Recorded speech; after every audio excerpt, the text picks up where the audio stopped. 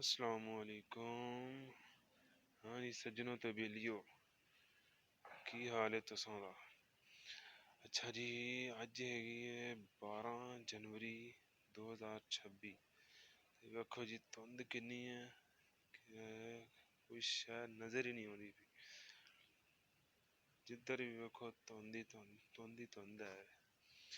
ते मेरा बेलियो, अगर तो तुसीं ये ठंड तो बचना चाहते हो तो एक छोटा जिहा जिहड़ा ना नुस्खा है, तुसीं उहनूं इस्तेमाल करना ते ठंड जिहड़ी ना तुहाडे नेड़े भी नहीं होएगी।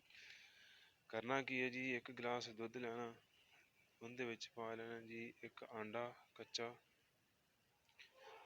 कच्चा आंडा पा के ते उहनूं दो विच पा लेने ने लौंग ते एक टुकड़ा जिहड़ा ना छोटा तुसीं पा लेना दालचीनी दा तुसीं टुकड़ा पा के दुद्ध नूं ते इहनूं जिहड़ा ना बाला देना। उस तो बाद तुसीं की करना जी, एक गिलास दुद्ध दा उहनूं तुसीं चुल्हे ते रखना वा।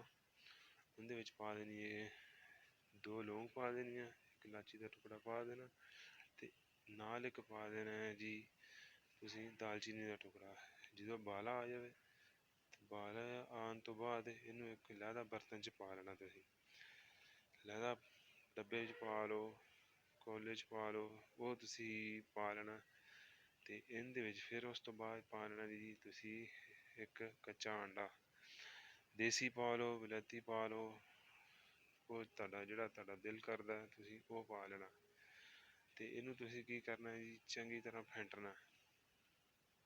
चंगी तरह, जिस तरह अक्सर तुसीं वेख्या होएगा दुद्ध देही दी दुकान ते जाइए ना तो दुद्ध ठंडा करके देंदे ने, दो डब्बे च पा के ना 2-3 दफ़ा उहनूं ल्हांदे ने चंगा तरह, 2-3-4 दफ़ा ल्हा के चंगी तरह उहनूं एक उंदे उस तरह करन नाल ताकत जिहड़ी ना ओह दुद्ध दी दुगनी हो जांदी।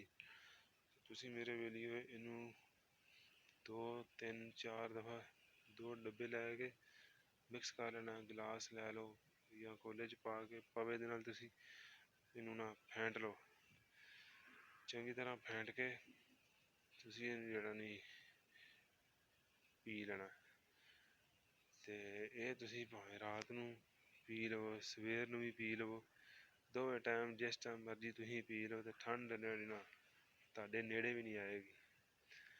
ते तुसीं एह् हर रोज़ यही नुस्खा अगर इस्तेमाल करदे रहो ते ठंड जिहड़ी ना तुहाडे नेड़े नहीं औनी।